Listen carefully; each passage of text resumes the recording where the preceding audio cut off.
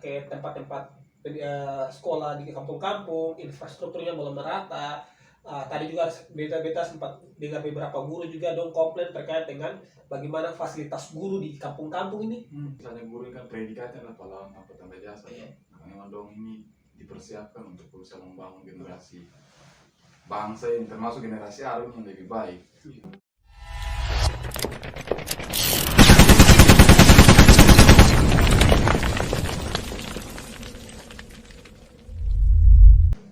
Halo teman-teman, beta Martin Pesulima dan di sini beta Putamang pemuda Aru juga, Ari Jerfatin. Ari Jerfatin di sini katong mau bikin podcast Bacarita Aru. Yang ketemu Bacarita hari ini tentang dunia pendidikan di Kabupaten Kepulauan Aru secara umum, bahkan mungkin juga nanti secara spesifik kita akan bicara tentang pendidikan di pelosok-pelosok Kabupaten Kepulauan Aru. Jadi di sini kita akan tanya beberapa hal dan kita minta pandangan dari Beta Putamang juga, yang juga peduli juga salah satunya terhadap keadaan Kabupaten Kepulauan Aru, dan hari ini kita akan bahas masalah-masalah yang ada di Kabupaten Kepulauan Aru, lebih khususnya kita baca cerita tentang pendidikan. Di sini Ari Beta mau tanya sedikit tentang apa yang Bro tahu tentang pendidikan. Pendidikan ini mungkin lebih ke pendidikan secara luas. Kalau pendidikan ini kan sebetulnya orang mengenalnya lebih awal itu dengan sistem sekolah, ya. Nah, sekolah ini sebetulnya kalau dalam bahasa Yunani itu artinya dia sekolah waktu luang. Waktu luang itu adalah waktu senggang dulu. Jadi dulu dalam konteks sejarahnya, dalam sejarah ini tuh yang cerita dulu bukan cerita dulu yang memang ada literaturnya, ada dalam literatur, ada dalam literasi, bahkan historinya ada. Iya, ada historisnya, bahkan dalam beberapa catatan filsuf pendidikan itu kan dijelaskan juga bagaimana konsep pendidikan atau konsep sekolah itu. Nah, sekolah ini waktu luang dulu, jadi orang belum mengenal ini konsep sekolah pra institusi formal, ya. Sekarang sekolah misalnya ada SMA, ada SMP, itu kan sudah diinstitusikan atau diorganisasikan itu.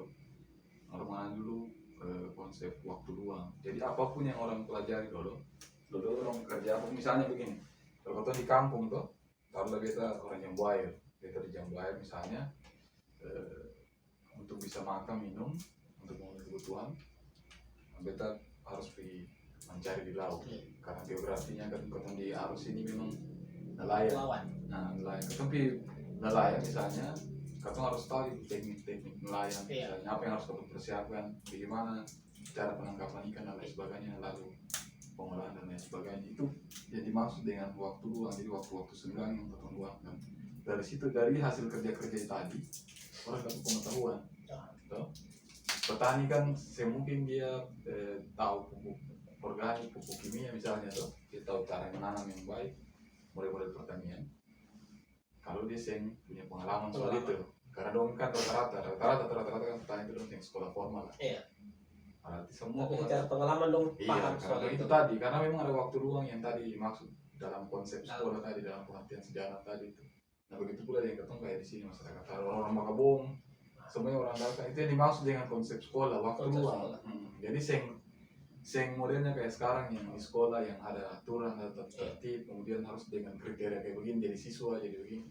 Itu maksudnya dalam soalnya kan banyak secara umum banyak orang tahu ini sekolah yang dimaksud sekolah itu kita harus sekolah dari kelas dari SD dulu, SMP, SMA baru itu disebut sekolah. Jadi orang-orang yang di luar itu dong anggap itu orang yang sekolah. Padahal dari yang tadi disampaikan Bro Ari bahwa dari pengalaman yang dong bikin itu sebenarnya secara telas dong su sekolah tapi sing terorganisir deh. Iya, yang formal.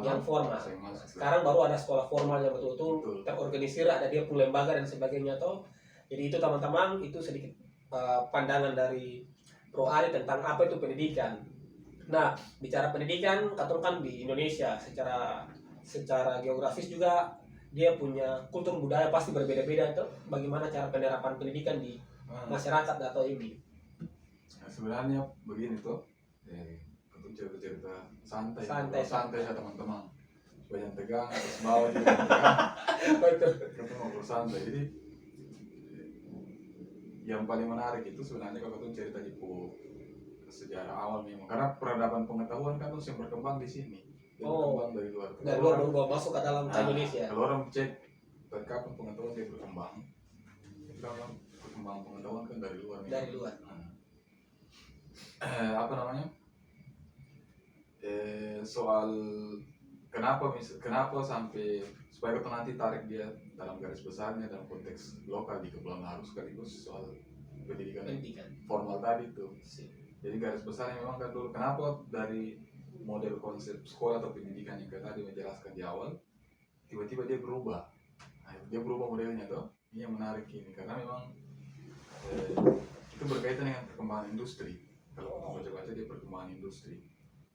Jadi perkembangan industri, istilahnya industri dia membutuhkan pasar tenaga kerja. Di pasar tenaga kerja itu di apa namanya industri itu orang cara kerja itu dia butuh orang yang ulet, tertib, disiplin dan lain sebagainya. Artinya karena dia kejar target kalau industri.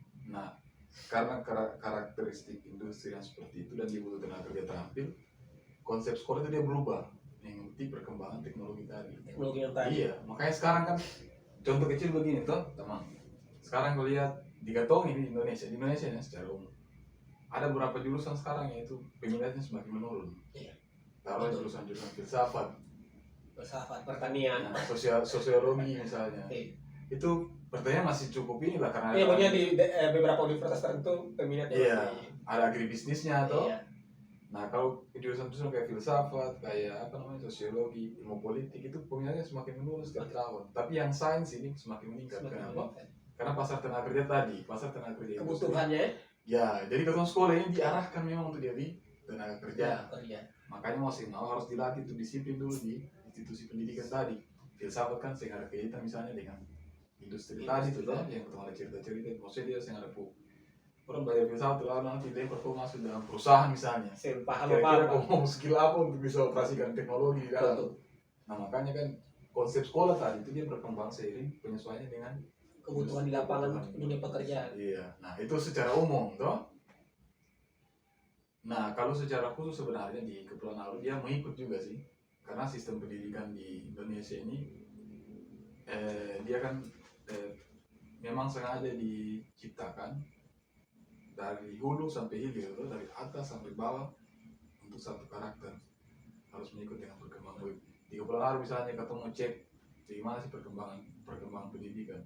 Orang hal yang paling sederhana dan kasat mata saya pikir perpustakaan di Nenek pun gitu. harus bisa simpulkan bagaimana bangunan ada tapi ada aktivitas. Nah, kemudian ini bukan ini semacam satire lah atau penyampaian macam satire macam kritik lah. Orang bisa lihat misalnya kemarin ada yang dapat tahan di dinas pendidikan misalnya. Tapi kok ini bisa pakai konten-konten begini. Aman jalan. Mau disensor loh. Tapi maksudnya itu. Jadi sensor lu jauh ketemu cerita-cerita dan analisa secara ekstra untuk melihat soal pendidikan jauh. Ketemu itu saja di sarana itu di infrastruktur. Karena memang kan begitu.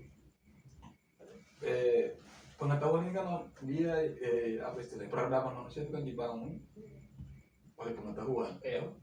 Perpustakaan misalnya tadi kita bilang itu dia itu merupakan sarana sebagai simbol peradaban di dalam karena dia menyiapkan banyak kebutuhan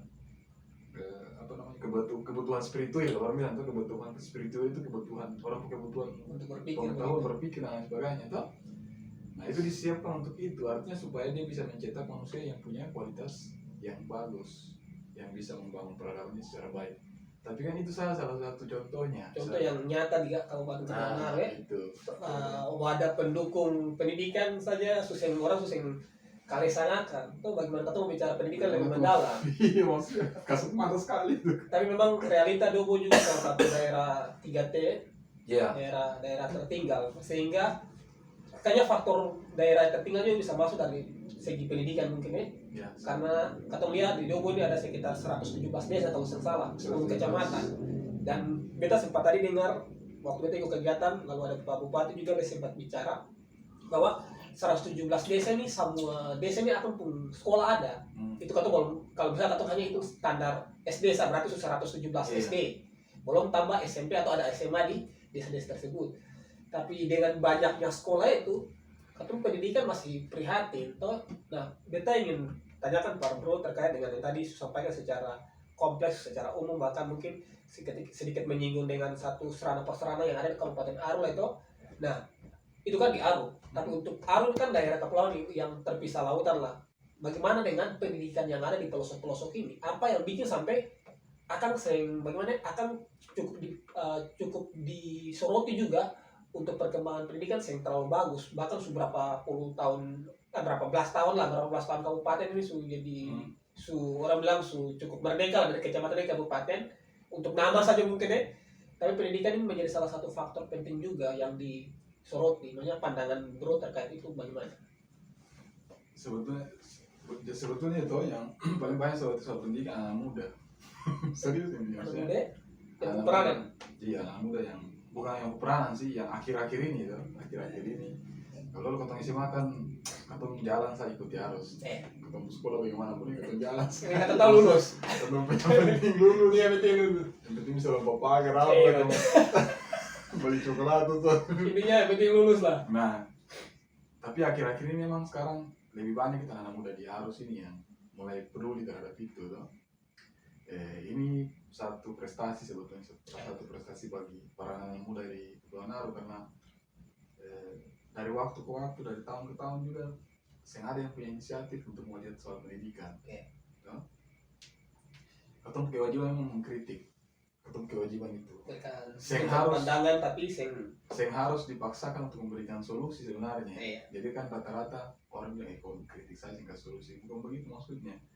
Jika ketemu kritik, solusinya itu ada di pemerintahan. Maksudnya karena dong itu kan sudah disiapkan memang untuk menjadi solusi lah, superstruktur bahkan dibiayai oleh negara atau segala macam untuk memberikan solusi yang baik, menawarkan solusi kepada warga negara kepada masyarakat. Jadi ketemu juga sebagai anak muda kan akhir-akhir ini yang kelihatan di arus soal pendidikan ya anak muda yang mulai pertama, salah satu indikatornya yang pertama.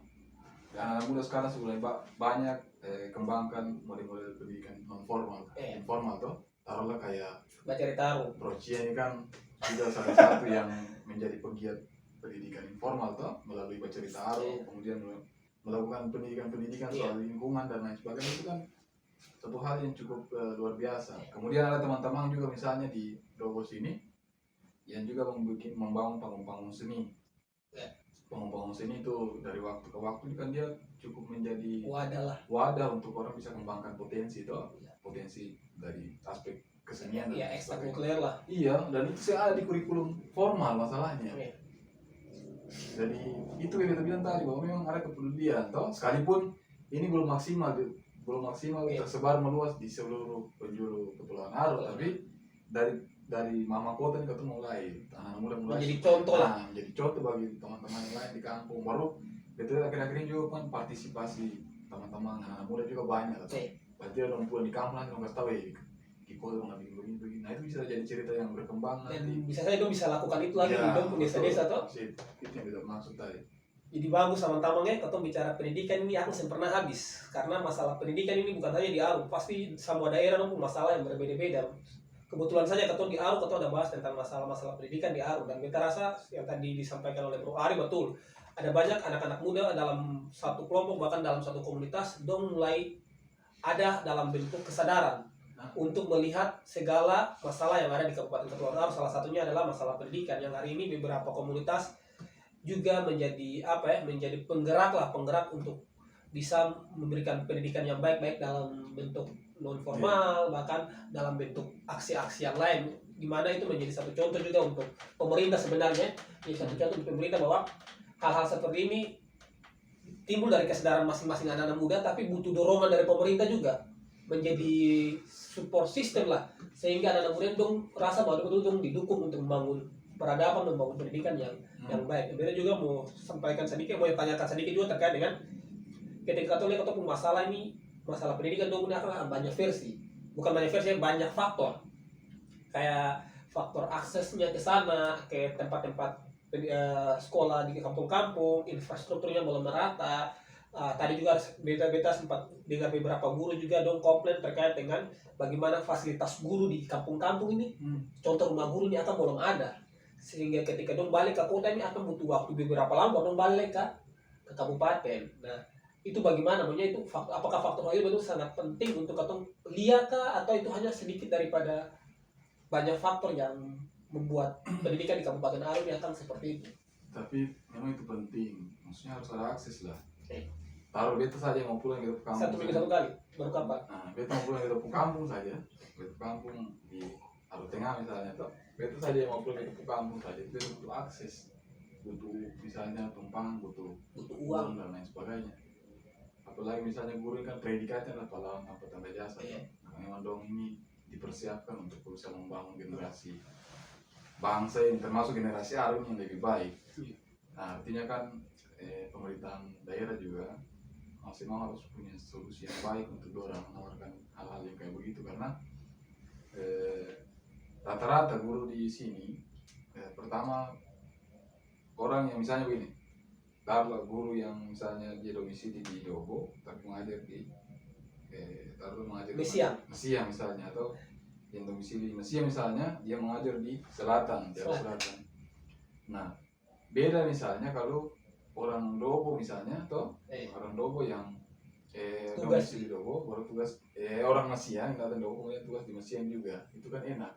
Orang bisa menetap di sana. Istilahnya orang rasa cinta kayak desa itulah. Rasa cinta. Selain itu juga misalnya kalau saat keterlambatan soal anggaran, toh ya ketemu bodo amat sih, maksudnya soal uang makan dan lain sebagainya tuh. Ada rumah, kabong misalnya, ketemu kabong, baru ketemu identitas semuanya di rasa, ketemu perasaan seenakan juga terus kesampingkan, toh karena hal-hal biasa itu yang begitu.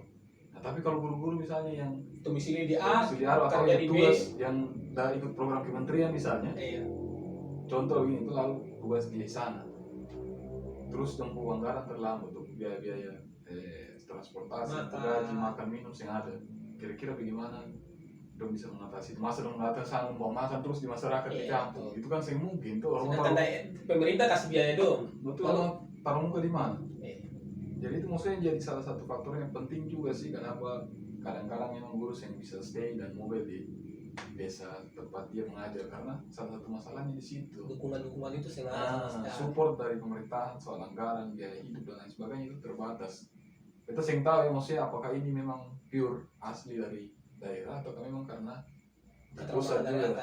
Sistem dari atas yang bikin. Alokasi anggaran dari pusat misalnya ini sekian untuk dan ini terlambat dan lain sebagainya, kita sering tahu, tapi pada kenyataannya secara kasat mata yang kita lihat selama ini kan begitu banyak keluhan yang muncul tuh, karena keterlambatan anggaran dan lain sebagainya. Akhirnya saling menyalahkan lah. Betul. Dari pemerintah desa menyalahkan guru-guru, yang balik-balik dari guru juga punya alasan bahwa memang saya nggak ada kejadian pendukung-pendukung yang tadi kayak aspek apa aksesnya, fasilitasinya, infrastrukturnya, bahkan hal-hal yang lain yang akhirnya buat dong harus kembali dan susah untuk balik ke daerah. Dan itu tadi yang juga kita lihat sempat ada permasalahan itu saling menyalahkan bahwa guru-guru ini kadang-kadang mampu dong yang balik-balik dong lama di kabupaten. Ketika kita dengar dong penjelasan memang betul, karena memang itu pertama aksesnya sulit dan dong dukungan-dukungan seperti tempat tinggal itu yang ada di sana, sehingga dong yang bukan orang sana setengah mati. Nah itu juga salah satu yang beta tangkap itu juga solusi bagus ya, misalnya kalau memang guru-guru itu masih dalam bentuk honor ya orang Mesia bagusnya langsung ada sekolah di Mesia, kasih dong honor di Mesia supaya sangat membantu. Kalau itu pun daerah sendiri menyambut dong. Begitu juga dengan kampung-kampung lain gitu. Jauh pas lebaran atau ada pengurusan apa. Nah, itu solusi yang bagus juga untuk pemerintah, bahwa harus memperhatikan hal itu juga, apalagi katong sini pun sekolah banyak, katong kekurangan tenaga guru, dan katong juga harus banyak untuk sekarang sudah ada depo kampus di Dobo sini yang juga menghasilkan tenaga guru. Bagaimana memperdayakan dong di sekolah-sekolah ini, apalagi ada beasiswa pemerintah kasih pada dong sekolah-sekolah di luar itu. Ketika dong balik, alangkah baiknya fungsikan dong dengan baik untuk mengabdi di sekolah-sekolah yang betul membutuhkan. Yang sekolah guru 500 orang, contoh 500 orang di sekolah itu paksakan kasih masuk terus, padahal masih ada sekolah yang hanya guru 1-2 orang, akhirnya susah juga sih. Itu sangat bagus sih. Nah, harapan Bro Ari untuk pendidikan di Aru ini bagaimana? Di Undang-Undang Dasar kan sudah ada harapan dalam itu. Bisa sampaikan secara umum. Mengikut saya sama harapan yang dibangun di sana tuh. Salah satunya Ya salah satunya bahwa memang pendidikan difungsikan di apa pendidikan ini memang dia harus dibangun untuk memenuhi cita-cita bangsa, mencerdaskan kehidupan bangsa. Dari siapa yang melalui generasi-generasi, maksudnya harapan terbesarnya kan soal di sana secara umum. Kalau untuk dia harus sih, kalau kita berharapnya kelompok-kelompok apa kayak teman-teman bingung kayak di cerita dan sebagainya, kelompok-kelompok pendidikan informal itu diperbanyak lalu memang harus didukunglah juga, bisa terintegrasi, yang itu bisa kolaborasi dengan program pemerintahan daerah atau program-program pendidikan formal.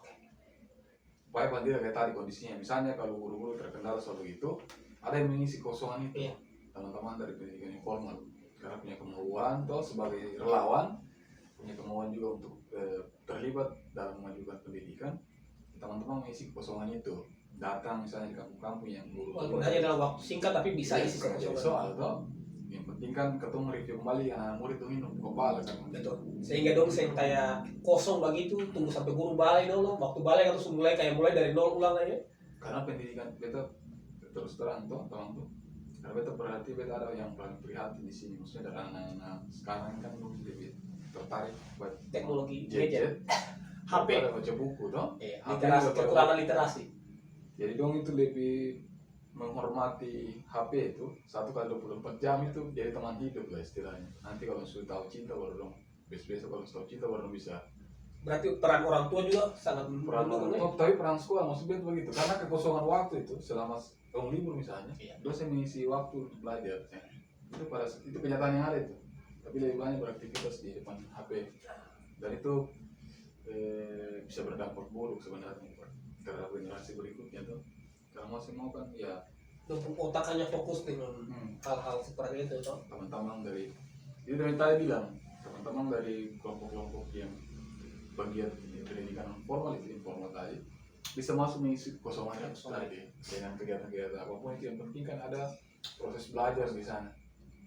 Berarti solusi yang bagus juga bahwa ini juga mengajak anak-anak muda yang mungkin bukan basic guru tapi pun kecintaan di dunia pendidikan, bagaimana untuk bisa dengan sukarela menjadi relawan-relawan di sekolah-sekolah formal yang ada di kampung-kampung di desa ini, bagaimana kerjasama. Dan beta juga tadi sempat diskusi dengan salah satu kepala bagian di dinas pendidikan, beliau ini kayaknya di bagian pendidikan sekolah dasar, dan beta menawarkan diri, beta bilang Pak Rantua bahwa kata dari Bacarita Aru mau menawarkan diri untuk di kampung-kampung, jadi misalnya contoh di Besiang atau di 1 minggu atau balik lagi atau di kampung lain lah 1 minggu lagi mengisi kekosongan yang ada di situ.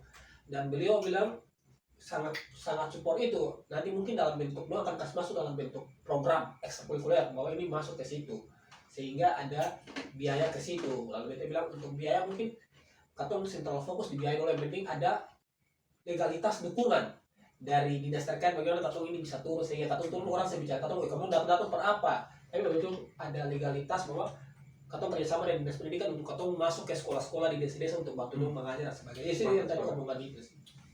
Karena itu penting, maksud beta sekolah sekarang, model pendidikan sekarang katong di Indonesia itu, kalau beta terus terang, maksudnya katong bukan basic di situ, tapi kurang lebih katong SD 6 tahun, SMP 3 tahun, sama TK lain mungkin. Kita SMTK lah ya. Masuk ke SD. Jadi SD 5 tahun. 12 tahun lah. Sama kuliah.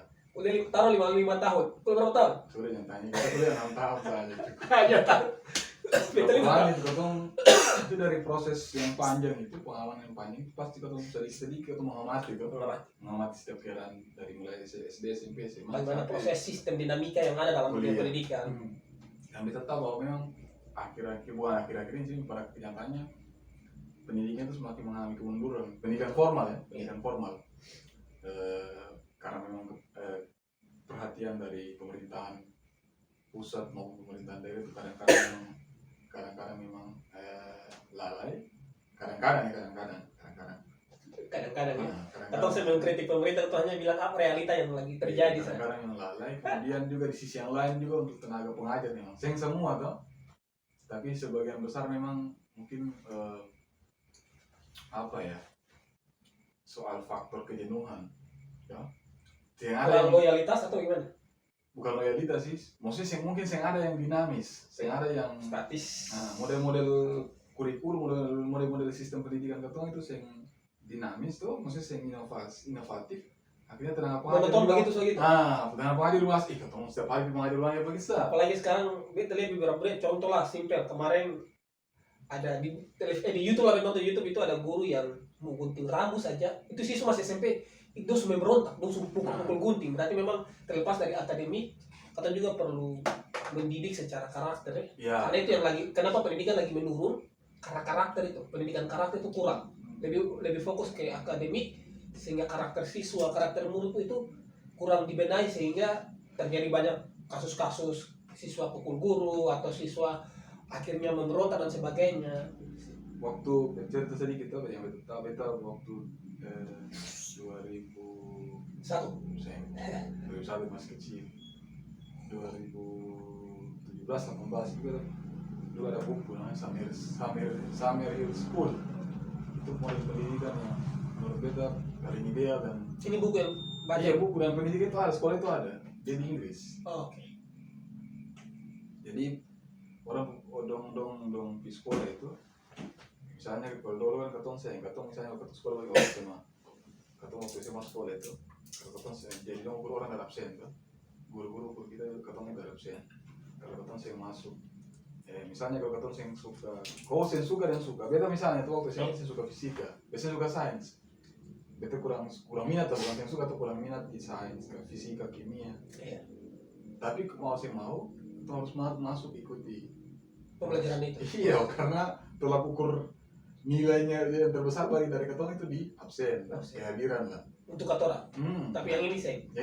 Jadi dia kasih jadi anak-anak di sekolah itu dong kasih sini ada bola kaki, ada alat musik, ada alat gambar. Kemudian ada alat seni rupa, apa segala macam. Ya, itu dulu. Lepas tak, kamu pilih yang mana? Kalau kau suka menggambar, melukis, kau perlu harus masuk di matematika. Kau fokus di situ saja? Iya, kau fokus belajar di situ saja. Makanya kan kalau menurut ada beberapa literatur itu, Darman Imtiaz dia menulis bahwa dia salah satu pendidikan juga tuh bahwa pendidikan Indonesia tertinggal beberapa generasi dari negara-negara lain kayak Norwegia, kemudian Inggris. Indonesia itu paling tertinggal beberapa generasi. Orang di Jepang misalnya langsung bahas soal bagaimana membangun peradaban bumi, teknologi yang bisa mengatasi gempa atau iya. Mengatasi gempa apa yang sebagainya. Indonesia masih Cina sudah soal 4G, 5G. Indonesia masih konsumen. Kita masih pakai itu. Kita mulai ada punya perkembangan itu. Karena memang kita teknologi, kita sumber daya alam cukup kuat, cukup memadai. Tapi sumber daya manusia yang menjadi masalah untuk bisa apa karena kita memang daerah kepulauan, jadi susah juga untuk kita menjangkau secara merata. Iya, itu salah satunya. Salah satu, tapi bukan berarti itu jadi alasan. Jadi faktor utama. Iya, kalau itu terus dijadikan sebagai alasan, kalau aku akan stuck di situ saja, masih akan naik level. Pendidikan kan seorang punya skill pengetahuan, so bagaimana kita bisa kembangkan hal-hal yang saya mungkin menjadi mungkin. Tapi memang katong betul bicara STM katong kayak gitu, katong terlalu fokus dengan hal-hal atau tren-tren yang penting di Indonesia ini daripada katong bahas yang bagus. Contoh, lagi tren apa Citayam Fashion Week. Padahal di sisi lain ada di sisi lain itu ada 6 siswa atau 6 anak dari SMA mendapat medali lomba matematika di internasional. Itu yang dijadikan contoh. Tapi yang hal-hal yang seperti yang tadi Citayam Fashion Week itu yang viral dan sebagainya. Padahal katong anak-anak ada yang lagi berjuang di bidang pendidikan tapi kurang dijadikan satu hal yang viral di Indonesia. Itu juga sebenarnya kelemahan katong seperti itu apa ya? Itu kan tahu itu bilang itu sih bahwa pendidikan memang kan yang awal tadi itu industri memang dia menggiring model pendidikan katong supaya menyesuaikan diri. Sama kayak tadi hal-hal yang sifatnya misalnya bisnis atau segala macam itu yang berkaitan dengan kepentingan swasta itu yang lebih diutamakan. Karena mau kan semua model pendidikan lagi digiring dari itu tadi.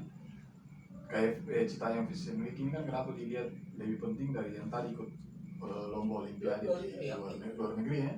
Internasional dan dapat medali. Itu kenapa lebih penting ya karena itu salah satu lahan bisnis terbesar juga Citayam itu tadi. Tapi kan ada yang bikin dia punya brand apa tuh, mendaftarkan di hak kekayaan intelektual. kan begitu. Coba kita bikin nanti lapangan Sudarso Vision Week. Yang hanya 2 meter menyeberang lagi sampai di ujung itu. Makanya balapan malah gadis. Jadi jargon Fashion Week ya. Coba dong, pasti banyak orang yang tawarkan apa sih. Peminatnya lebih banyak daripada katong ajak lompar. Ada dalam Iya. hal-hal seperti pendidikan akademik dan sebagainya itulah. Dan itu juga tadi katong bahas secara umum, tapi secara spesifik di Aro juga hal itu lagi terjadi. Katong pun anak-anak saat ini, sehingga katong bisa pungkiri katong lihat katong pun adik-adik yang kalau katong berjalan di kota di pasar katong lihat dulu satu hari saya itu full hanya main HP, main game dan sebagainya, sehingga katong juga mau salahkan dong juga salah, katong mau salahkan dong pembelajaran juga salah, karena ada banyak faktor yang sebenarnya katong perbaiki. Salah satunya adalah perhatian orang tua juga. Itu juga pendidikan ini kan serta-merta bicara di sekolah atau bicara yang katong bangun di sekolah-sekolah non formal, tapi pendidikan dalam keluarga pun juga sangat mendorong untuk pembentukan karakter dari anak itu sendiri. Jadi teman-teman, katong susah bicara tentang pentingnya pendidikan, dan beta rasa solusinya adalah itu. Katong sama-sama menjadi Tanggung jawab. ya, katong sama bertanggung jawab, bukan hanya pemerintah, bukan hanya sekolah, bukan hanya orang-orang di bidang yang sama atau bidang pendidikan, tapi katong semua tanggung jawab untuk membangun satu lingkungan yang baik, khususnya Aru yang saat ini katong lihat masih terlalu prihatin untuk dunia pendidikannya. Mari katong sama-sama bangun Aru ini. Bukan hari ini saya bicara siapa yang bisa, siapa yang saya bisa, semua orang bisa. Tapi yang penting ada kemauan, ada tekad, ada niat. Orang bangun Aru, beta yakin katong semua bisa sama-sama bangun. Hari ini semua orang bisa baca cerita. Kayak iya, mulai baca cerita Aru. Ya, hari kan baca cerita. Baca cerita tentang Aru, tapi bukan sekedar baca cerita. Setelah katong baca cerita, katong harus buat satu tindakan dari apa yang katong baca cerita itu. Tindakan-tindakan kecil yang berdampak Iya, besar. walaupun kecil saja, kalau pikir bangun main, beta harus tunggu dapat uang banyak dulu, beta harus dapat pendidikan tinggi dulu, beta mau datang bangun Aru, dari hal kecil katong bisa bangun Aru, mungkin begitu ya. Mungkin bisa Bro Ari bisa kasih ajakan per teman-teman yang hari ini bisa nonton podcast Baca Cerita Aru ini, ajakan bagaimana untuk katong sama-sama mulai membangun Aru dari hal-hal kecil yang tadi Bro Ari bilang. Sebenarnya kan para ketong bangun Aru itu salah satu aspek paling terpenting sebagai persyaratan paling penting adalah pendidikan. Iya. Orang Belanda juga kan dia menawarkan pendidikan waktu masa penjajahan Indonesia tuh, melalui pendidikan etis namanya dulu. Dan kalau waktu itu Inggris yang jajah Indonesia, pendidikan bagaimana menurut Bro? Ya, Lima saya apa? menawarkan pendidikan apapun itu, tapi kalau dalam konteks penjajahan ya sebenarnya yang baik, karena itu Baik. aneksasi, istilahnya aneksasi. Pemaksaan. Jadi yang dijajah pikiran pengetahuan ketong waktu itu. Jadi sekalipun dia menawarkan pendidikan sama kayak Belanda waktu itu kan bikin pendidikan etis juga, pendidikan politik etis istilahnya waktu masa Belanda itu. Kan kepentingannya juga untuk menyiapkan tenaga kerja pada saat itu untuk kepentingan. Daripada ambil dari Eropa jauh-jauh, lebih ke sekolah orang pribumi, baru kasih pekerjaan dorang. Sama begitu. Sama-sama itu kan orang pribumi, orang-orang yang high class lah itu. Yang juga sih, dulu kan orang masih pakai bahasa Melayu rendah daripada SR lah, sekolah rakyat tuh. Cuman istilahnya di sisi yang lain, pendidikan etis tadi itu menjadi penting karena dia berpedang, istilahnya kalau teman-teman bilang pedang bermata dua. Di sisi yang lain dia untuk kepentingan kolonialisme waktu itu, tapi di sisi yang lain dia membuka cakrawala berpikir masyarakat. Hindia Belanda toh pada saat itu belum Indonesia, Hindia Belanda pada saat itu pentingnya di situ ya. Artinya orang terbuka pikirannya bukan hanya untuk mau kerja, tapi orang melawan kolonialisme juga pada saat itu. Pengetahuan lah. Di situ letak pentingnya orang harus memperhatikan aspek pendidikan karena dia berperan paling penting itu untuk bangun segala hal. Dengar itu. Serius sih, maksudnya teman-teman ini serius sekali nih demi Tuhan. Serius ini penting. Karena pendidikan itu pokoknya bukan hal yang paling main-main, dia berperan untuk segala hal dalam lini kehidupan manusia. Dan dalam jangka panjang itu sangat penting. Iya. Hari ini katong saya pusing dengan adik-adik dong pendidikan yang katanya sudahlah, ini kan dia besok di sekolah dapat ajar ABCD, pulang main HP sampai apa, tapi dari hal kecil katong bisa mendidik katong pun adik-adik mungkin yang nonton pun anak-anak yang ada dari kecil kan sudah didik bagus. Dalam jangka panjang dong itu bisa menjadi orang-orang yang hebat. Tapi kalau hari ini katong saya pusing dengan pendidikan, katong hanya serahkan ke sekolah untuk akademik, kalau katong saya pusing dengan pendidikan etisnya atau karakternya, maka akan ada terbentuklah cara-cara karakter-karakter yang bagus juga. Walaupun pendidikannya bagus, tapi kalau karakter yang mendukung juga Betul. agak susah lah. Cuma satu hal yang kita tolak itu model pendidikan, model cara mengajarkan orang itu yang cukup otoriter tuh melalui pemaksaan. Harus tahu baca, harus tahu tuh. Harus kau harus baca, kau harus tulis, kau harus ini, itu, kau harus lakukan ini. Nah, Harus itu ada yang baik. kebebasan ya. Karena menurut beta betul bahwa dia harus itu sama halnya apa bedanya orang bisa menghafal sama orang memahami. Jadi model pendidikan di sini kan suruh menghafal. Iya.